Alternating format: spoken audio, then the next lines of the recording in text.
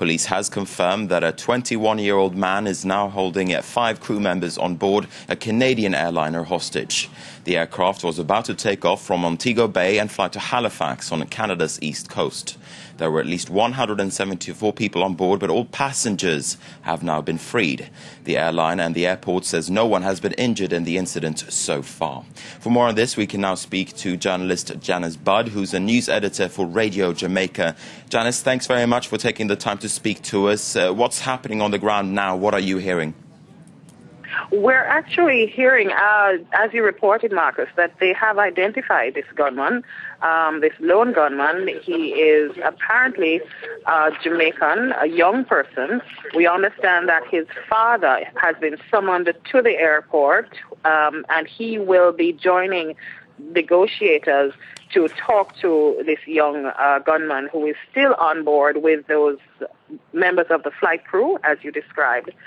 We understand all the passengers have been released.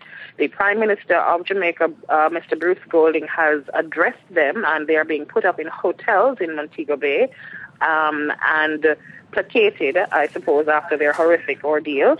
And we understand that they are, damage control is being done to a certain extent by our government.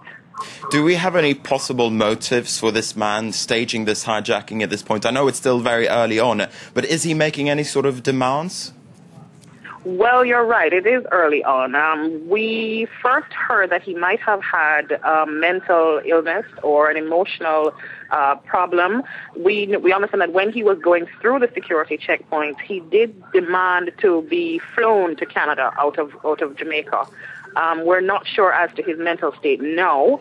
The police have kind of kept a pretty tight lid on that part of it. But we just know that he wanted to leave the country, to leave the island. Hello? And you can confirm to us, Janice, that the negotiations, they're now ongoing, they're still ongoing. There is contact between police and this lone gunman. Yes, definitely.